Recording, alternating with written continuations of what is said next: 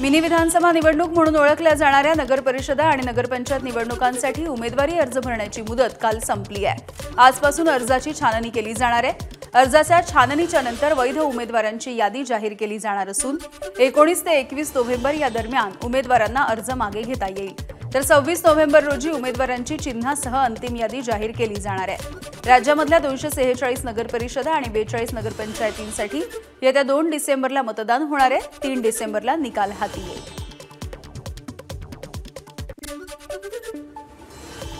कोल्हापूर जिल्ह्यामधल्या कागल नगरपालिकेची निवडणूक अत्यंत रंगतदार होणार आहे, कारण या ठिकाणी हसन मुश्रीफ आणि समरजित घाटगे हे एकत्र आल्यामुळे अनेकांच्या भुवया उंचावल्या। आज दुपारी समरजित घाटगे आणि हसन मुश्रीफ एकत्रित आपली भूमिका स्पष्ट करतील। या दोन्ही नेत्यांनी आघाडी केल्यामुळे शिवसेनेचे माजी खासदार संजय मंडलिक हे एकाकी पडलेत। शिवाय महायुतीमधील भाजप पक्ष देखील कागल या ठिकाणी एकाकी पडला आहे। लोकसभा आणि विधानसभा निवडणुकीच्या नंतर बारामतीमध्ये पुन्हा एकदा दोन्ही राष्ट्रवादी आमने-सामने आल्या। महत्त्वाची बाब म्हणजे यावेळेला अजित पवारांच्या विरोधामध्ये सर्वपक्षीयांचं पॅनल एकत्र आलंय। शरद पवार यांच्या पुढाकाराने हे पॅनल उभं करण्यात आल्याची माहिती योगेंद्र पवार यांनी एबीपी माझाशी बोलताना दिली आहे। या पॅनलमध्ये वंचित, काँग्रेस आणि शरद पवार यांची राष्ट्रवादी काँग्रेस एकत्र येणार आहे। आम्ही सगळे एकत्र येऊन हे इलेक्शन आपण लढवणार आहे। मग आता आपल्यासोबत शिवसेना पण आहे, उद्धव बाळासाहेब ठाकरेंची शिवसेना पण इथं उपस्थित आहे। आपले काँग्रेसचे इंगोले साहेब आता इथं आले। आपल्यासोबत वंचित बहुजन आघाडीचे सगळे इथले नेते कार्यकर्ते आहेत। काही अपक्ष उमेदवार आपल्यासोबत आलेत आणि राष्ट्रवादी काँग्रेस, शरदचंद्र पवार साहेबांचा पक्ष, शिवसेना, काँग्रेस, वंचित बहुजन आघाडी आणि इतर पक्ष आणि काही अपक्षांना आपण सोबत घेऊन हे इलेक्शन आपण लढवणार आहे। पुण्याच्या चाकणमध्ये शिंदे सेनेला ठाकरे सेनेनं दिलेल्या पाठिंब्याच्या नंतर अजित पवार यांच्या राष्ट्रवादीचे माजी आमदार दिलीप मोहिते पाटील यांनी एक गंभीर आरोप केलाय। चाकणमध्ये विधानसभेपासूनच दोन्ही शिवसेना एकत्र आल्या आहेत असं मोठं विधान मोहिते पाटील यांनी केलं। विधानसभेला शिंदेंच्या शिवसेनेने महाविकास आघाडीलाच मदत केली असून दोन्ही शिवसेना एकच असल्याचा घणाघात देखील दिलीप मोहिते पाटील यांनी शिंदेंच्या शिवसेनेवर केला आहे। एकाच घरात दोन पक्ष चालत नाही काय? देसाईंचा मुलगा शिंदे सेनेमध्ये आहे आणि देसाई ठाकरे सेनेमध्ये आहे। हे आपण पाहिलेलं ना, अशी कितीतरी उदाहरणं तुम्हाला देता येतील। त्यामुळं फक्त नावं वेगळी आहेत, नाहीतर दोन्ही पक्ष एकच आहेत। राष्ट्रवादी आणि भाजपमधील सोलापूरच्या मोहोळ तालुक्यामधील अनगर नगरपंचायतीमधला वाद शिगेला पोहोचलाय। या नगरपंचायत निवडणुकीमध्ये राष्ट्रवादीच्या उमेदवारांना भाजपच्या राजन पाटील यांनी अर्जच भरू दिला नाही असा गंभीर आरोपही करण्यात आला। नगराध्यक्ष पदासाठी देखील राष्ट्रवादीच्या महिला उमेदवार थिटे यांनी पहाटे जाऊन अर्ज भरला होता। राष्ट्रवादीकडून भाजपचे स्थानिक नेते दहशत निर्माण करत असल्याचा आरोपही करण्यात येतोय।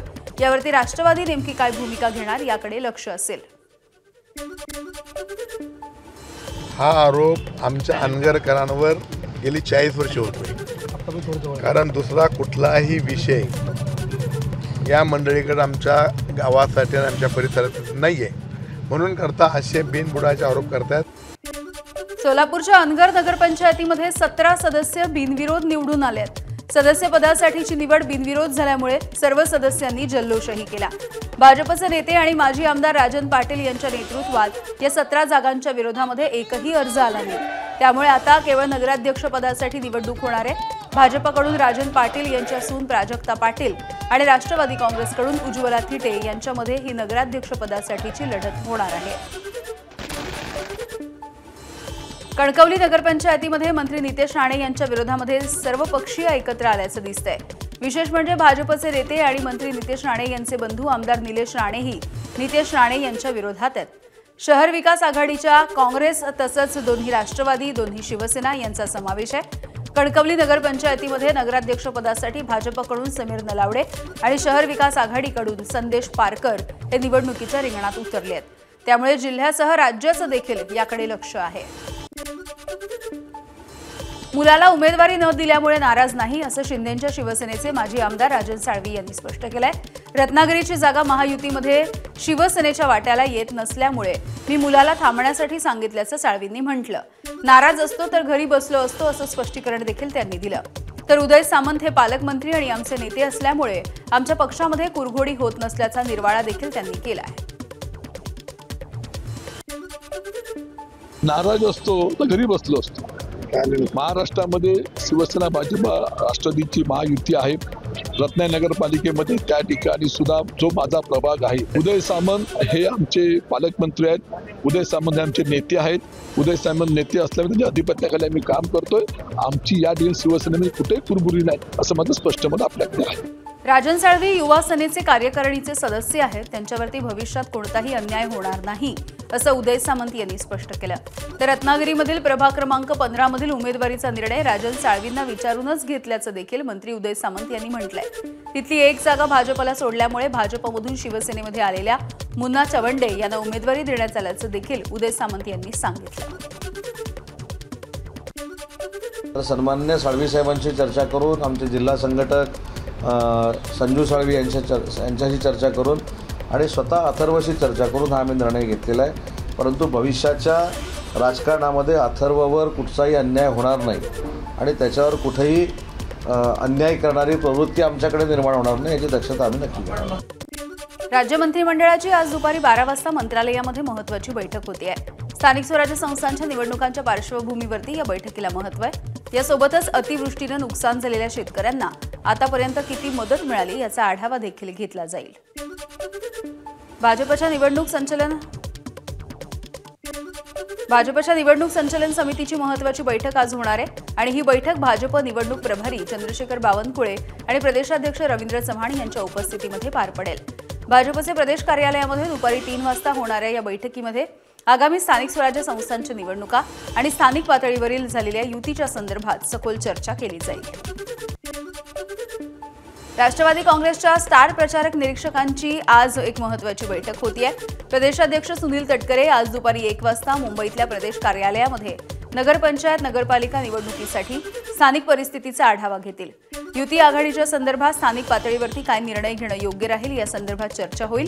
21 नोव्हेंबरला अर्ज मागे घेण्याचा शेवटचा दिवस असल्यामुळे आजची बैठक महत्त्वाची आहे. ठाकरेंच्या शिवसेनेचे नेते आणि संभाजीनगरचे माजी उपमहापौर राजू शिंदे आज भाजपमध्ये घर वापसी करणार आहेत. राजू शिंदेंनी संजय शिरसाट यांच्या विरोधामध्ये निवडणूक लढवली होती. यावेळेला त्यांचा 16,000 मतांनी पराभव झाला होता. आज भाजपचे प्रदेशाध्यक्ष रवींद्र चव्हाण यांच्या उपस्थितीमध्ये पक्षप्रवेश पार पडेल. एकनाथ खडसे हे नेहमीच आपल्या भूमिका बदलून सोयीचं राजकारण करत असल्याची प्रतिक्रिया मंत्री गिरीश महाजन यांनी दिली. मुक्ताईनगर शहरामध्ये आपल्या पक्षाची ताकद नसल्यामुळे नगर परिषदेच्या निवडणुकीमध्ये माघार देखील घेऊ शकतो असं एकनाथ खडसेंनी म्हटलं होतं. खडसे हे नेहमीच भूमिका बदलत असतात. एकीकडे आमच्या पक्षाला शिव्या द्यायच्या, दुसरीकडे घरातल्या घरात सोयीचं राजकारण करायचं. खडसे बलाढ्य नेते मानले जातात. त्यांनी जिल्ह्यामध्ये एखादी तरी नगरपालिका निवडून आणायला पाहिजे होती असं वक्तव्य गिरीश महाजन यांनी केलंय. आपली भूमिका बदलत राहतात. म्हणजे इकडे पक्षाला आमच्या शिवाय द्यायच्या, लगेच घरातल्या घरात सोयीचं राजकारण करायचं, हा त्याचा उद्योग लोकांच्या समोर आता आलेला आहे.